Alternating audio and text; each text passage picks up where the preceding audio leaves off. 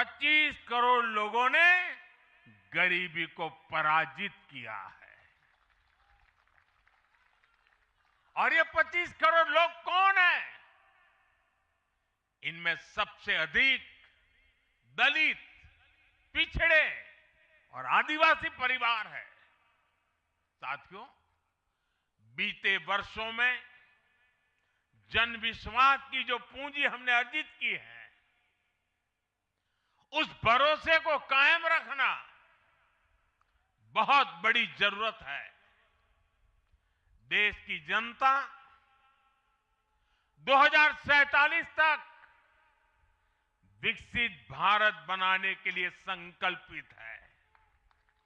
इसलिए बीते 11 वर्षों में रिफॉर्म्स की जो यात्रा हमने शुरू की है, वो अब रिफॉर्म एक्सप्रेस बन चुकी है। हमें राज्यों के स्तर पर, शहर की इकाइयों के स्तर पर, जहां भी भाजपा एनडीए सरकारें हैं, वहां रिफॉर्म्स की गति तेज करनी है। भाजपा सिटी गवर्नेंस का भी एक नया मॉडल देश के सामने प्रस्तुत कर रही है। इस लक्ष्य के साथ हम आगे बढ़ना चाहते हैं। साथियों, जब हम सत्ता में नहीं भी थे, तब भी हम अपने मूल आदर्शों से कभी नहीं भटके। हम राष्ट्र प्रथम के भाव से, नेशन फर्स्ट के भाव से डटे रहे, जूझते रहे,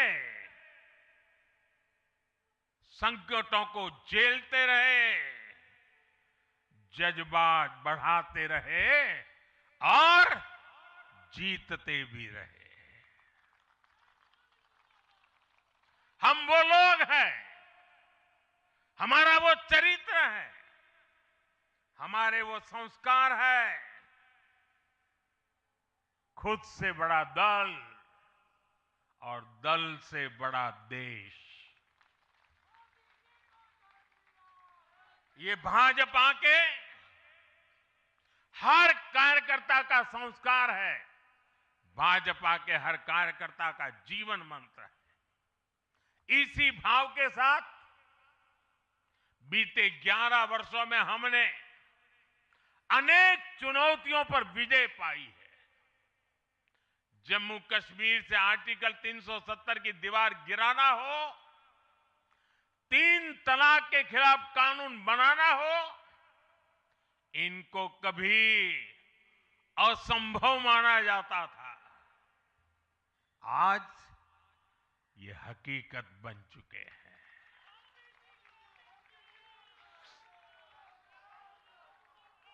आज देश में माओवादी आतंक भी अपनी अंतिम सांसें गिन रहा है। साथियों, आगे भी हमें हर चुनौती का पूरे सामर्थ्य से सामना करना है। आज देश के सामने एक बहुत बड़ी चुनौती घुसपैठियों की है, आबादी के असंतुलन की है। दुनिया के धनवान देश, समर्थ देश, वे भी अपने देश में जो घुसपैठिए हैं, उनकी जांच पड़ताल कर रहे हैं और उनको पकड़ पकड़ करके निकाल रहे हैं। और दुनिया उनको पूछती नहीं है कि तुम घुसपैठियों को क्यों निकाल रहे हो। तुम तो लोकतंत्र का झंडा लेकर के घूम रहे थे, तुम तो पूरे दुनिया के नवाब बन के बैठे थे, क्यों निकाल रहे हो।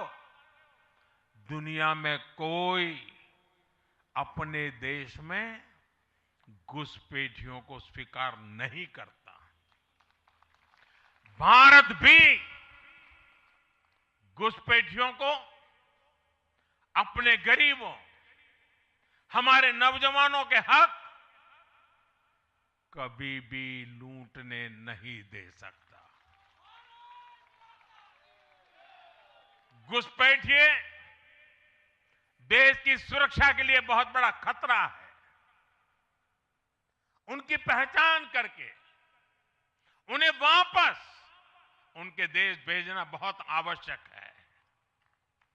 इसके अलावा ऐसे राजनीतिक दल जो वोट बैंक की राजनीति में घुसपैठियों को बचा रहे हैं या उन्हें कवर दे रहे हैं, उन्हें हमें पूरी शक्ति से जनता के सामने बेनकाब करना ही होगा, उनको एक्सपोज करना ही होगा। साथियों, एक और बड़ी चुनौती अर्बन नक्सल की भी है। अर्बन नक्सल का दायरा इंटरनेशनल हो रहा है और यहां अर्बन नक्सल की बड़ी चतुराई होती है। ये यहां मीडिया वाले इतने बैठे हैं ना, अगर साल में एकाध बार भी अगर मोदी की किसी अच्छी चीज को उन्होंने ट्वीट कर दिया या टीवी पे बोल दिया या अखबार में लिख दिया तो उस पत्रकारी तो ऐसी फजेत कर देते, उसके पीछे ऐसे पड़ जाते हैं, उसको अछूत बना देते हैं, भविष्य में वो कभी बोल ना सके ऐसा कर देते हैं। ये अर्बन नक्सल की स्टाइल है। हमको भी सालों तक ऐसा अछूत बना के रख दिया पूरे देश में भाजपा को।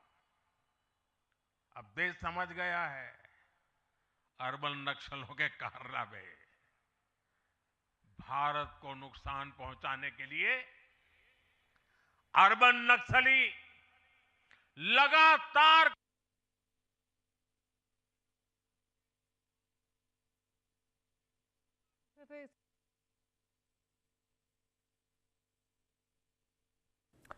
तो प्रधानमंत्री मोदी को सुन रहे थे आप, जिनकी ओर से तमाम बड़ी बातों का यहां पर जिक्र किया गया है। प्रधानमंत्री नरेंद्र मोदी की ओर से कहा गया कि मैं कार्यकर्ता हूं और अब से नितिन नवीन मेरे बॉस हैं। ये बड़ी बात उन्होंने कही। साथ ही प्रधानमंत्री ने अपने संबोधन में यह भी कहा कि बीजेपी ऐसी पार्टी है जहां लोगों को लगता है कि मोदी जी इतनी छोटी उम्र में मुख्यमंत्री बन गए, हेड ऑफ द गवर्नमेंट बन गए। इन सबसे बड़ी चीज है कि मैं बीजेपी का कार्यकर्ता हूं, लेकिन मैं मानता हूं कि नितिन जी मेरे बॉस हैं और मैं कार्यकर्ता हूं। बताएं कि प्रधानमंत्री नरेंद्र मोदी ने न केवल इतनी ये सब कहा, बल्कि उनकी ओर से यह भी कहा गया है कि देश के राजनीतिक समीक्षकों को, दुनिया को यह बात बतानी चाहिए कि भारत ऐसा देश है जिसकी रगों में मजबूती से लोकतंत्र चल रहा है, जहां दुनिया की सबसे बड़ी पॉलिटिकल पार्टी है बीजेपी। एक संस्कार है, एक परिवार है। हमारे यहाँ मेंबरशिप से भी ज्यादा रिलेशनशिप होती हैं। बीजेपी प्रक्रिया से चलती है, ये पीएम मोदी की ओर से कहा गया। हमारे यहाँ पदभार एक व्यवस्था है और कार्यभार जीवन भर की जिम्मेदारी है। हमारे यहाँ अध्यक्ष बदलते हैं, आदर्श नहीं बदलते, नेतृत्व बदलता है, दिशा नहीं बदलती। बीजेपी का स्वरूप नेशनल है, स्पिरिट नेशनल है, क्योंकि हमारा जुड़ाव लोकल है, हमारी जड़ें जमीन के नीचे गहरी हैं, ये प्रधानमंत्री ने कहा है। प्रधानमंत्री ने यह भी कहा कि आने वाले जो 25 साल है वो बहुत ज्यादा महत्वपूर्ण रहने वाले हैं। उन्होंने कहा कि नितिन नवीन जी हम सभी के अध्यक्ष हैं, उनका दायित्व बीजेपी को संभालना नहीं है, एनडीए के साथ भी तालमेल का दायित्व देखना होगा। प्रधानमंत्री ने साथ ही कहा कि नितिन जी के संपर्क में जो भी आया है वो उनकी सरलता, सहजता की चर्चा जरूर करता है। बीजेपी युवा मोर्चा का दायित्व हो, राज्य प्रभारी की जिम्मेदारी हो, नितिन जी ने जो जो दायित्व उठाया उसे पूरा किया। प्रधानमंत्री ने साथ ही तमाम बड़ी बड़ी बातें कही।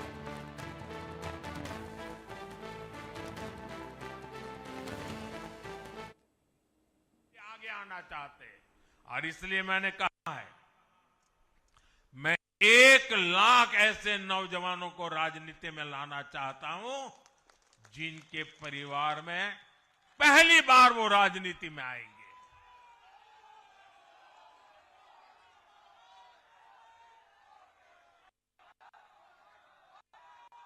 साथियों, अपने इन प्रयासों के बीच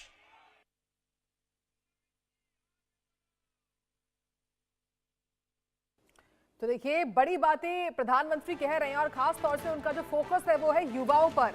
वो कोशिश ये कर रहे हैं अपने संबोधन में कि वो चाहते हैं कि ऐसे परिवारों से लोग आगे आए, युवा आगे आए जिनका जो बैकग्राउंड है वो कभी भी पॉलिटिक्स से जुड़ा हुआ नहीं रहा है।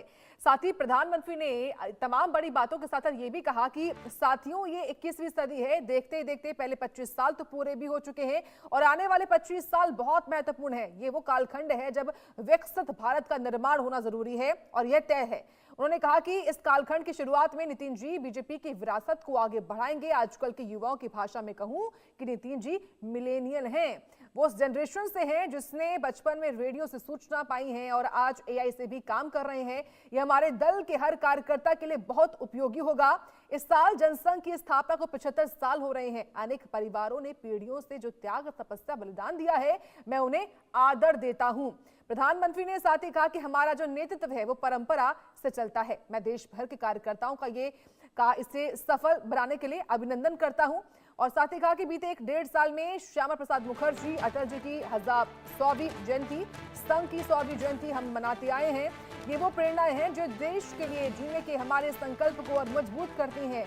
हमारा नेतृत्व परंपरा से चलता है, अनुभव से समृद्ध होता है और राष्ट्र सेवा के भाव से संगठन को आगे बढ़ाता है। ये तमाम बड़ी बातें प्रधानमंत्री की ओर से जो कही जा रही हैं, उसको देखिए कि यहाँ पर जो भारी संख्या में कार्यकर्ता पहुंचे हुए हैं, ये खास तौर से प्रधानमंत्री मोदी को सुनने के लिए और सबसे बड़ी बात कि अपने नए राष्ट्रीय अध्यक्ष जो कि युवा है, एक युवा चेहरा है, उनको देखने के लिए आए हैं। और ये तस्वीरें आपके सामने लगातार हम दिखा रहे हैं कैसे प्रधानमंत्री मोदी का पर वेलकम हुआ, उनको सम्मान दिया गया और उसके बाद प्रधानमंत्री ने भी नितिन नवीन को सम्मान दिया है। और बताएं कि नितिन नवीन को लेकर जो यहाँ पर खास तौर से वो तमाम वर्कर्स आए हैं, बीजेपी के कार्यकर्ता आए हैं, उनका यही कहना है कि जो नितिन नवीन है वो हर छोटे से छोटे कार्यकर्ता को सम्मान देते हैं और यही उनकी सरलता है, यही उनका स्वभाव है जो उनको अब आगे लेकर चल रहा है। साथ ही प्रधानमंत्री ने नितिन नवीन को बधाई दी है और कहा कि हमारे पूर्व अध्यक्ष जेपी नड्डा जी, बीजेपी परिवार के वरिष्ठ देशभर से आए साथी, सबसे पहले नितिन नवीन जी को दुनिया के सबसे बड़े दल का अध्यक्ष जाने पर बधाई, शुभकामनाएं। अगर समीक्षा करेंगे, ये पतन के कारणों की ओर जाएंगे, तो फिर उसी परिवार पर सवाल उठेंगे।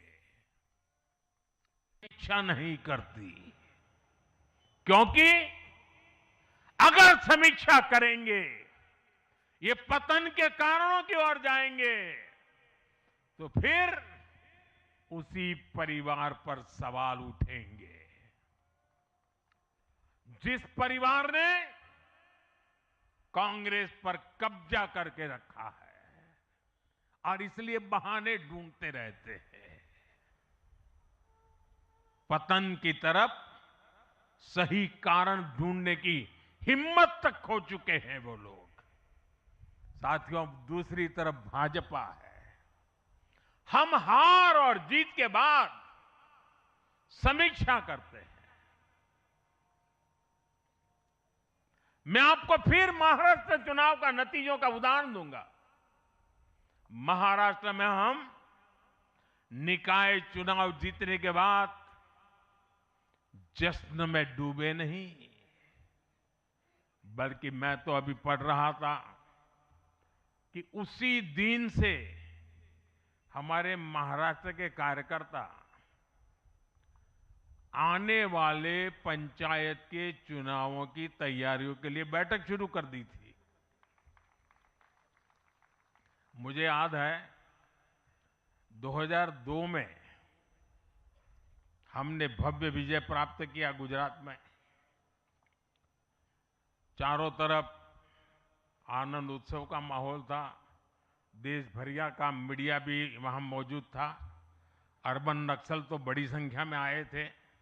वो बेचारे मेरे पराजय का जश्न मनाना चाहते थे, तो वो ढूंढ रहे थे सारी चीजें, और मैं एक मीटिंग में बैठा था, तो उनको बड़ा आश्चर्य हुआ कि इतना जलसा चल रहा है और ये कैसा मुख्यमंत्री है जो आज चुनाव नतीजे आए हैं और बैठा है।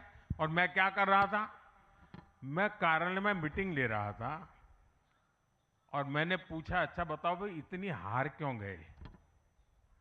ये भाजपा है जो जीत का जश्न मनाते समय भी अपनी कमियों की लगातार समीक्षा करता है और कमियों से उभरने के लिए हर समय का उपयोग करता है। लोकतंत्र में इसी स्वस्थ परंपरा को,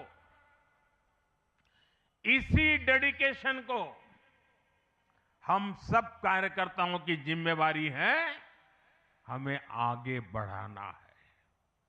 हमें ध्यान रखना है कि जो कांग्रेस की बुराइयों से बचेगा वही देश में आगे बढ़ेगा।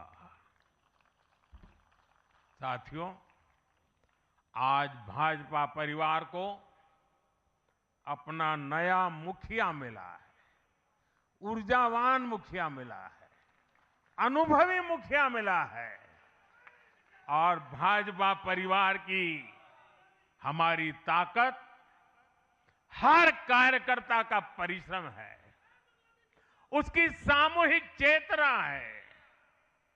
बूथ पर जो हमारा कार्यकर्ता पूरे साल भर जुटा रहता है, वो ही हमारी सच्ची ताकत है। हमें याद रखना है, हम सबसे जुड़े, हम सबको जोड़े, कल्याणकारी योजनाओं से हर लाभार्थी को लाभ पहुंचाए, ये हमारा ध्येय होना चाहिए। इसी आग्रह के साथ माननीय नितिन नवीन जी को बीजेपी के कोटि कोटि कार्यकर्ताओं की तरफ से पुनः बहुत बहुत शुभकामनाएं देता हूं। और साथियों, आज का पल हम सबके लिए बहुत विशेष पल है। हमारे राष्ट्रीय अध्यक्ष जी अब हमारा मार्गदर्शन करने वाले हैं। उनका एक एक शब्द हमारे लिए आगे की दिशा होगी। हमारे आगे के कार्य रचना के लिए उनका मार्गदर्शन हमारी अमूल्य पूंजी होगी। मैं भी एक कार्यकर्ता के तौर पर मैं पहले नए अध्यक्ष जी को मेरे काम का हिसाब दे रहा था। मैंने हिसाब दिया, अब वो मेरा सीआर लिखेंगे। लेकिन अब मेरे आगे के काम के लिए मैं उनके मार्गदर्शन की प्रतीक्षा कर रहा हूं। मैं उनको सुनने के लिए बहुत ही उत्सुक हूं, आतुर हूं। फिर एक बार बहुत बहुत धन्यवाद।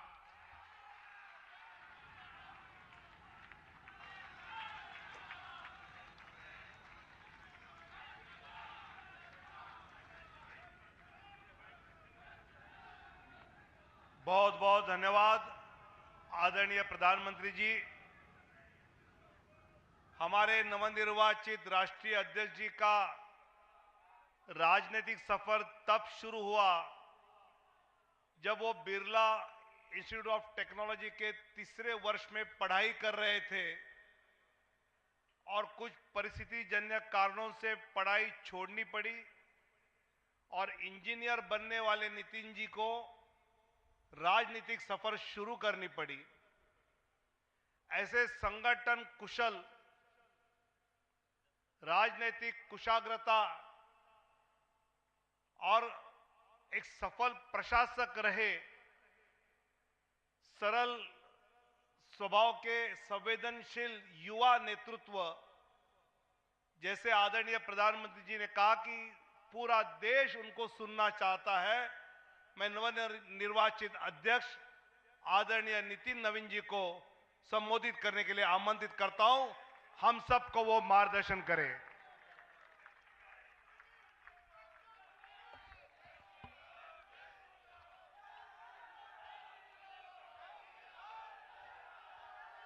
भारत माता की, भारत माता की। भारतीय जनता पार्टी जिंदाबाद।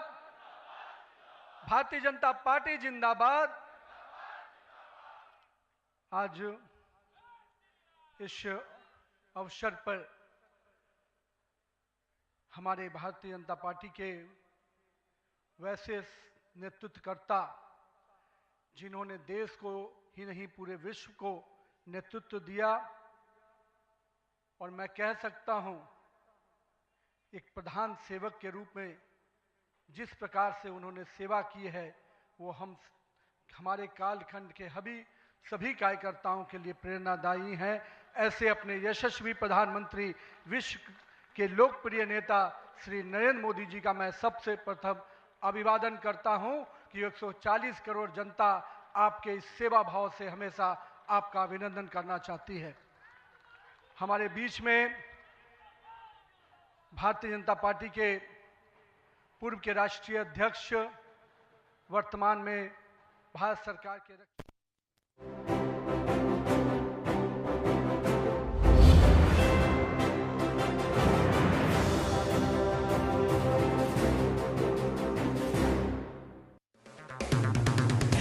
अगर आप बनना चाहते हैं एंकर,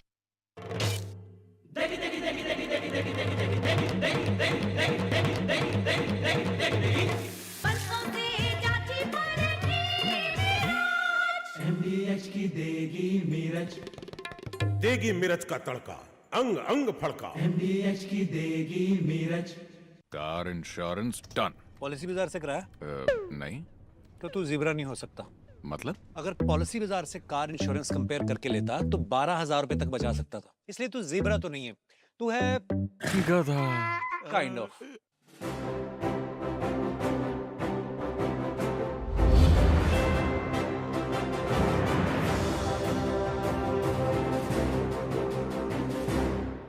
खास खबर के सह प्रायोजक हैं MDH देगी मिर्च का तड़का, अंग अंग फड़का। MDH देगी मिर्च।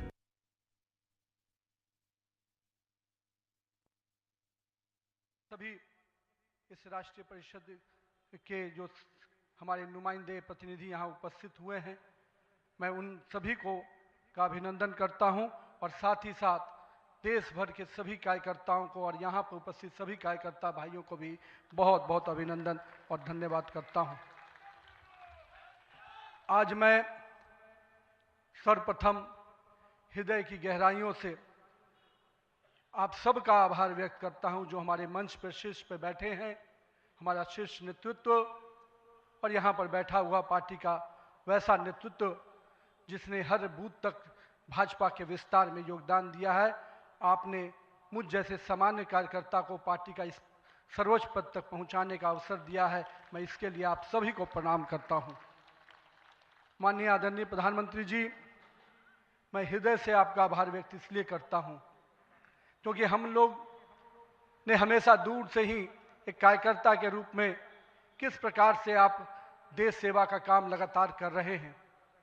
हमने हमेशा देखा कि जब पहली बार मैं गुजरात के आनंद में आपके साथ एक कार्यक्रम में शिरकत किया था, मुझे याद है मैं उस समय राष्ट्रीय महामंत्री था, और मैंने कहा जब आपको उस समय सद्भावना मिशन के कार्यक्रम में एक एक व्यक्ति को सुनते देखा, और जब कार्यक्रम की समाप्ति के बाद आपने अपना ग्रीन रूम में हम लोग से जब बातचीत किया, तो किस भाव से वो इतने बड़ी संख्या में गुजरात के लोग आते क्यों हैं, आपने हम वहाँ पर बैठे हुए लोगों को समझाया कि ये व्यक्ति, ये जो इतने लोग आते हैं, ये केवल हमसे गुजरात की जो भावना जुड़ी है, जो विकास की भावना गुजरात को हमने अपने साथ जोड़ा है, इसके कारण इतने लोग आते हैं। मैंने उस दिन समझा कि एक व्यक्ति बड़ा तब बनता है जब लोगों की भावनाओं से अपने आप को जोड़ता है।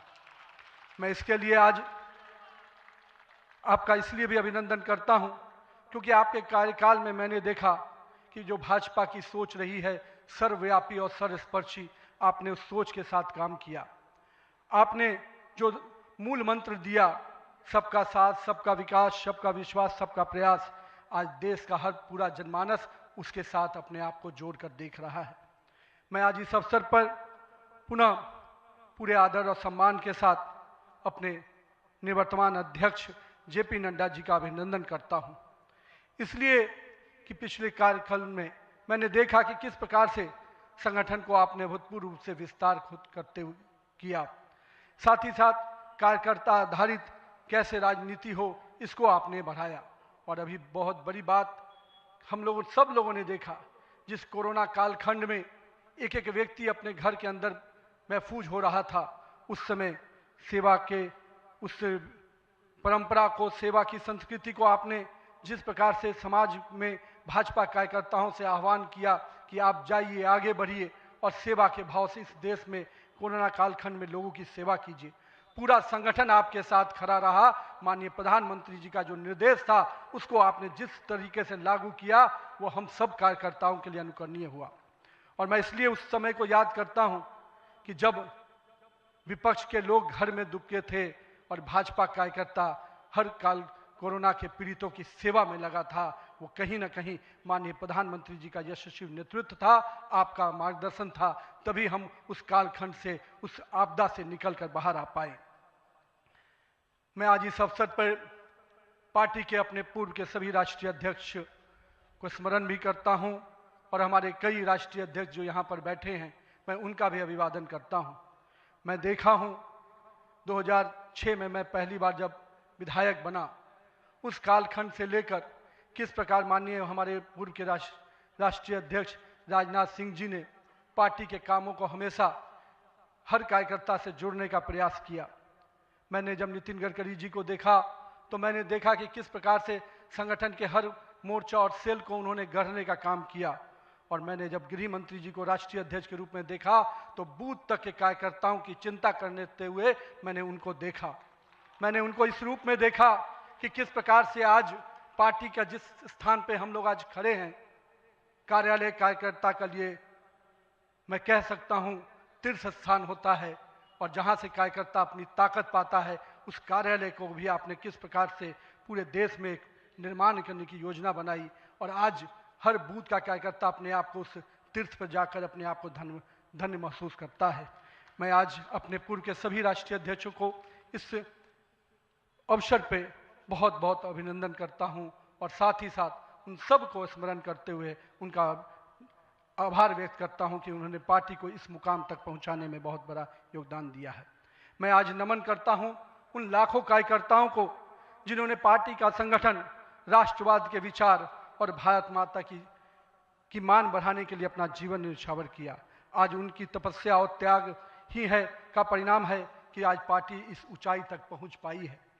मैं उस भूमि से आता हूं जहां महात्मा बुद्ध, महावीर, चाणक्य, सम्राट अशोक, आर्यभट्ट, गुरु गोविंद सिंह, जेपी, राजेंद्र बाबू और जननायक कर्पूरी ठाकुर की वो भूमि को भी मैं नमन करता हूं। उस पाटलिपुत्रा की भूमि को भी नमन करता हूं।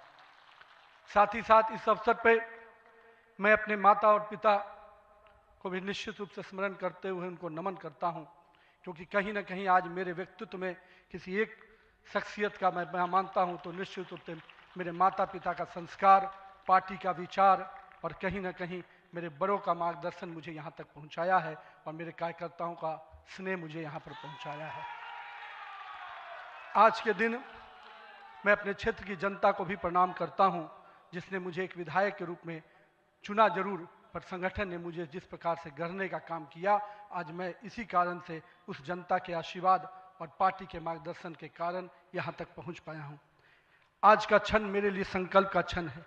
आज सिर्फ एक पद को धारण नहीं कर रहा हूँ, मैं पार्टी के इस विचार को, परंपराओं को, एक राष्ट्रवादी आंदोलन की जिम्मेदारी को स्वीकार कर रहा हूँ। और मैं इस अवसर पर साथ अपने सभी वरिष्ठ कार्यकर्ताओं को भी प्रणाम करता हूँ। साथियों, हम लोगों ने देखा है श्यामा प्रसाद मुखर्जी जी का प्रखर राष्ट्रवाद किस प्रकार से हमारे हर कार्यकर्ताओं के मन में बसा हुआ है। पंडित दीनदयाल जी के उपाध्याय के अंत्योदय और माननीय स्वर्गीय अपने सदैव भारत रत्न अटल बिहारी वाजपेयी जी का सुशासन की राजनीति, आज माननीय प्रधानमंत्री जी उसको आत्मसात करते हुए विकसित भारत की परिकल्पना हम सबके सामने रखी है। और आज 140 करोड़ भारतवासी अपने आप को इस विकसित भारत के सपने के साथ जोड़कर देश को आगे बढ़ाने में लगा है। मैं इसके लिए तहे दिल से माननीय प्रधानमंत्री जी का आभार व्यक्त करता हूँ। अभी माननीय प्रधानमंत्री जी अपने संबोधन में बता रहे थे किस प्रकार से अंत्योदय की योजनाओं को उन्होंने नीचे उतारा है। जल जीवन मिशन ही नहीं, हम महिलाओं को 11 करोड़ शौचालय की योजना को भी याद करना चाहेंगे। किस प्रकार से महिलाओं का सम्मान बढ़ा, 13 करोड़ 4 करोड़ लोगों को पक्के मकान मिले, 42 करोड़ लोगों को आयुष्मान भारत, 56 करोड़ लोगों के जनधन खाते खुले। मुझे आज भी याद है जब जनधन खाता खोलाने की बात हो रही थी तो कई लोग देश में, जब हम भाजपा के लोग इसको आगे बढ़ा रहे थे तो लोग हमारा मजाक उड़ा रहे थे। पर मैं आज भी मानता हूं, गरीब के खाते में अगर 1 रुपया दिल्ली से चलता है तो 1 रुपया अगर गरीब के खाते में पहुंच पाता है तो ये कहीं ना कहीं उस जनधन खाते का वरदान के रूप में मैं देखता हूं। मैं आज के दिन माननीय प्रधानमंत्री जी के इस सब के साथ और सबके विकास के इस नारे को फलीभूत होता देख रहा हूं। हम लोगों ने लंबे समय से कुछ नारे को, भाजपा के कार्यकर्ता, हमारे जनसंकाल के कार्यकर्ता लगातार कुछ नारे को गढ़ते थे। रामलल्ला हम आएंगे, मंदिर वहीं बनाएंगे, जहां हुए बलिदान मुखर्जी वो कश्मीर हमारा है, एक देश में 2 विधान 2 प्रधान 2 निशान नहीं चलेगा। साथियों, आज भाजपा के कार्यकर्ताओं ने वो कालखंड देखा जब अयोध्या का भव्य राम मंदिर का मार्ग प्रशस्त हुआ। आज जम्मू कश्मीर की जनता ने 370 धारा से मुक्ति का दौर देखा। आज सांस्कृतिक व राष्ट्रवाद की विचारें और मजबूत हो रही हैं। साथियों, मुझे याद है अब वो समय जब हम लोग आज श्रीनगर के लाल चौक पर तिरंगा लहराते देखते हैं तो गर्व की अनुभूति होती है। हमने वो दौर भी देखा था जब पाकिस्तान के झंडे लहरा रहे थे और दिल्ली की सरकार बैठकर मौन बैठी थी उस समय, क्योंकि वो समय हम लोगों ने युवा मोर्चा के कालखंड में काम करने का जब मौका मिला था तो हमने देखा था उस समय जब माननीय प्रधानमंत्री जी उस कालखंड से 370 को समाप्ति किए तो कहीं ना कहीं पूरे कश्मीर की फिजा बदली है और आज कश्मीर का लाल चौक तिरंगे से लहराया नहाया नजर आता है। ये परिवर्तन हमारे देश में आया है। साथियों, हम भारतीय जनता पार्टी के उस समान राजनीतिक दल नहीं जिसके लिए हम काम करते हैं, हम उस विचार के साथ काम करते हैं जिस विचार से हम राजनीतिक अभिव्यक्ति के साथ साथ उस नारे के साथ काम करते हैं जहां राष्ट्र प्रथम के नारे, नेशन फर्स्ट, पार्टी नेक्स्ट और सेल्फ लास्ट। माननीय प्रधानमंत्री जी ने इस नारे के साथ हम लोग को जोड़ा है, हमारे नेतृत्वकर्ता ने हमें जोड़ा है और हम सब के लिए ये प्राथमिकता होनी चाहिए कि हम राष्ट्र के आगे रखकर ही अपने कामों को आगे बढ़ाएं। साथियों, हम अपने नेतृत्वकर्ता के संघर्ष और बलिदान से सीखने की आवश्यकता है। ये हम वैसे राजनीतिक दल के लोग हैं जहां राजनीतिक सत्ता नहीं साधना है, राजनीतिक भोग नहीं त्याग है, राजनीतिक ऐशो आराम नहीं तपस्या है, राजनीतिक कोई पदभार नहीं उत्तरदायित्व है। तो आइए हम सब कार्यकर्ता इस संकल्प के साथ अपने नेतृत्वकर्ता के इस परिश्रम और पुरुषार्थ के साथ अपने आप को जोड़ें। मेरे प्रिय कार्यकर्ता साथियों, यदि भाजपा आज विश्व की सबसे बड़ी राजनीतिक दल बनी है तो इसका मुख्य कारण हमारा प्रेरणादायी नेतृत्व है, हमारा विचारधारा है और हमारे लाखों कार्यकर्ताओं का मेहनत है। वो कार्यकर्ता जो बिना फोकस में आए अनवरत काम करता है, वो कार्यकर्ता जो कठिन से कठिन परिस्थिति में भी भारत का ध्वज झुकने नहीं देता है, वो कार्यकर्ता जो सीना ठोक के कहता है तेरा वैभव अमर रहे माँ, हम दिन 4 रहे न रहे। आइए इस भारत की कल्पना को जो माननीय प्रधानमंत्री नरेंद्र मोदी के नेतृत्व में लगातार हम आगे बढ़ रहे हैं, आज हम भी उस परिकल्पना के साथ अपने आप को जोड़ें। हमारे नेताओं कार्यकर्ताओं का परिश्रम ही है जो आज हम यहाँ तक पहुँचे हैं, लेकिन वर्तमान पीढ़ी को भी अपने हिस्से का त्याग, तपस्या और पुरुषार्थ करना होगा, क्योंकि विकसित भारत के अगर संकल्प को सिद्धि तक पहुंचाना है, एक ऐसा भारत जहां समृद्धि भी हो, सशक्त भी हो, समरस भी हो, आत्मनिर्भर भी हो, तो हमारे कालखंड के कार्यकर्ताओं को भी अपने हिस्से का पुरुषार्थ, त्याग और तपस्या करना पड़ेगा। साथियों, हमारे प्रधानमंत्री जी ने हमेशा अलग अलग समूहों की बात की। अमृतकाल के लिए 4 समूह की जो बात की उसमें युवा, महिला, किसान और गरीब है। हमें अब इन नई पहचानों के साथ आगे बढ़ना है, तभी हम आधुनिक, प्रगतिशील और विकसित भारत की कल्पना को साकार कर पाएंगे।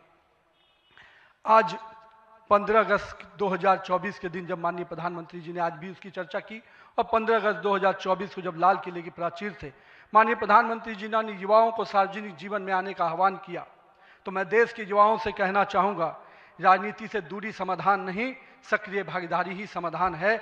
आइए एक सकारात्मक राजनीति के लिए युवाओं को आगे आने की आवश्यकता है।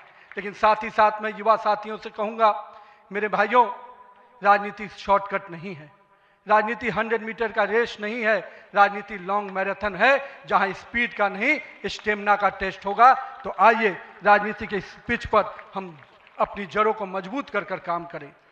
और भारतीय जनता पार्टी का वॉच टावर तो बहुत स्ट्रांग होता है मित्रों, इसलिए आप अपने बूथ में निरंतर रूप से काम करते रहिए, अपने मंडल में काम करते रहिए। भाजपा का वॉच टावर, भाजपा का केंद्रीय नेतृत्व इतना मजबूती तरीके से हर पारी से नजर रखता है, कहीं ना कहीं आपको भी उस मुकाम तक पहुंचाएगा।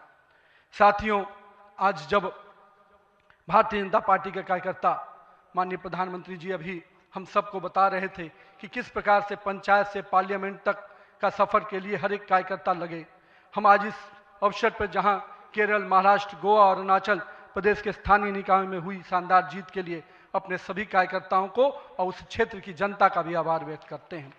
लेकिन मित्रों, अगर पंचायत से पार्लियामेंट का सफर तय करना है और लगातार हर जगह पर भारतीय जनता पार्टी का परचम लहराना है, तो हमको अपने समय के लिए पूरा मेहनत और परिश्रम की पराकाष्ठा करनी होगी। चूंकि अगर 2047 का विकसित भारत बनाना है, तो हमको भी अपने पूरे मेहनत और परिश्रम के साथ उसमें जुड़ना होगा। साथियों, हाल में हमने देखा किस प्रकार से तमिलनाडु के एक पहाड़ी के पवित्र कार्तिकेय दीपम को रोकने का प्रयास विपक्षी दलों के द्वारा किया गया। यह नहीं है कि इसे रोकने के लिए विपक्ष के लोगों ने साजिश नहीं की। हमें याद है, हम लोग अभी हाल में देख रहे थे किस प्रकार से न्यायाधीश के विरुद्ध भी महाभियोग लाने का प्रयास किया गया। आज हम जब सोमनाथ की बात करते हैं और स्वाभिमान पर्व मनाने की प्रयास करते हैं, तो विपक्षी दलों के लोगों को तकलीफ होती है। हमारा मानना है कि इस तरह की परंपराओं को रोकने वाली ताकतों को परास्त करने की आवश्यकता है। राम सेतु के अस्तित्व को नकारने वाले, कार्तिकेय दीपम का विरोध करने वाली ताकतों को भारत की राजनीति में अब कोई स्थान नहीं मिल सकता, ऐसा हमें प्रयास करना है। साथियों, अगले कुछ महीने में तमिलनाडु, असम, बंगाल, केरल और पुडुचेरी में चुनाव होने जा रहा है और वहाँ की डेमोग्राफी की पूरी चर्चा हो रही है। किस प्रकार से बदले हुए डेमोग्राफी में वहाँ चीज़ें बदल रही हैं और हमारे लिए अपने आप में एक चुनौती है। लेकिन हम पूरी तरह से आश्वस्त हैं कि भाजपा का कार्यकर्ता अपने संघर्ष और परिश्रम के बल पर इन 5 राज्यों में सशक्त भाजपा का नेतृत्व प्रदान करने जाएगा। और हम हमेशा विश्वास करते हैं कि हमें अपनी आस्थाओं के केंद्र के लिए और सनातन परंपराओं को केंद्र को बचाने की लड़ाई अगर लड़नी है, तो निश्चित रूप से अपने देश को सुरक्षित रखने की लड़ाई लड़नी है, तो इन 5 राज्यों में हमें एक मजबूत ताकत बन के आना है। आज हमारे राष्ट्र की चेतना का उद्घोष का समय, वंदे मातरम का 150वीं वर्षगांठ मना रहे हैं। वंदे मातरम का स्मरण आते ही मन में ऊर्जा और उत्साह बढ़ जाता है। हमें पूरा ध्यान में है कि एक एक व्यक्ति जब वंदे मातरम का जय घोष करता है, तो उसके अंदर से जो ऊर्जा आती है, वही ऊर्जा इस देश को आगे बढ़ाने में काम आती है। तो आइए हम सबको मिलकर 150वीं वर्षगांठ को हर जन जन तक पहुंचाएं, हर युवा तक पहुंचाएं, हर महिला तक पहुंचाएं, क्योंकि वंदे मातरम हमारे अंदर का वो विश्वास है जो इस देश के विकास के साथ जुड़ेगा। सत्ता को सेवा का माध्यम बनाते हुए माननीय प्रधानमंत्री जी ने पिछले 25 वर्षों में जिस प्रकार से सरकार के मुखिया के रूप में गुजरात में और अब देश के प्रधानमंत्री के रूप में भारत के विकास में लगातार अब काम कर रहे हैं, निश्चित रूप से आपका प्रेरणादायी नेतृत्व हम जैसे नए कार्यकर्ताओं के लिए, हम जैसे पार्टी के कार्यकर्ताओं के लिए एक मापदंड है जिसको हम लोग निश्चित रूप से आपसे सीखते हैं। और मैं तो कहूँगा कि जिस सुशासन को मॉडल को आपने पूरे देश और विश्व में स्थापित किया है, अन्य सभी राज्य सरकारों को भी उस मॉडल के साथ काम करना चाहिए, तभी हम विकास के सही मापदंड को अंतिम व्यक्ति तक पहुंचा पाएंगे। आइए हम सब मिलकर विकसित भारत के संकल्प को पूरा करने की भागीदारी सुनिश्चित करें। एक शक्तिशाली गतिमान संगठन के साथ राष्ट्र निर्माण की इस यात्रा को नई ऊंचाइयों तक लेके चले। भारत माता की जय। वंदे मातरम।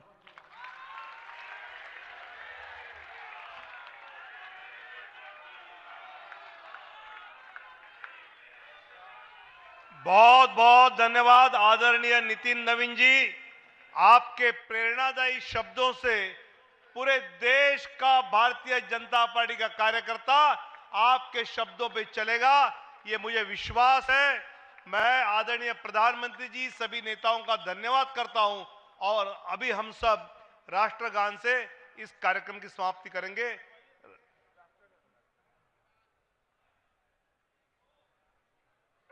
अधिनायक जय हे भारत भाग्य विधाता। पंजाब सिंध गुजरात मराठा द्राविड उत्कल बंगा। विंध्य हिमाचल यमुना गंगा उच्चल जलधि तरंगा। तव शुभ नामे जागे तव शुभ आशीष मांगे।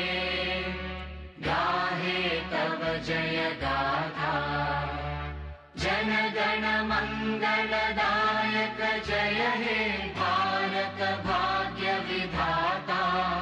जय हे जय हे जय हे जय जय जय जय हे। भारत माता की, भारत माता की। हम सब अपने अपने स्थान पर बैठ जाएं। आदरणीय प्रधानमंत्री जी, आदरणीय नवनिर्वाचित अध्यक्ष नितिन जी और सभी महानुभाव डॉक्टर। तो विश्व की सबसे बड़ी पार्टी की कमान नितिन नबीन को सौंप दी गई है। आज से बीजेपी के राष्ट्रीय अध्यक्ष नितिन नबीन होंगे, यानी कि बीजेपी की विरासत को आगे किस तरीके से लेकर चलते हैं और साथ ही साथ आगे कैसे अब संगठन को मजबूत करते हैं, तमाम ऐसी चीजें जिसकी बागडोर अब नितिन नबीन के हाथों में है। लेकिन उससे पहले जो तस्वीर आप देख रहे हैं, ये प्रधानमंत्री नरेंद्र मोदी और नवनियुक्त राष्ट्रीय अध्यक्ष नितिन नबीन जो इस वक्त बीजेपी के कार्यालय में मौजूद हैं और उनका संबोधन हुआ। और देखिए, सामान्य कार्यकर्ता से आज बड़ी जिम्मेदारी सौंपना, इसके लिए मैं आभार व्यक्त करता हूं, ये नितिन नबीन की तरफ से कहा गया।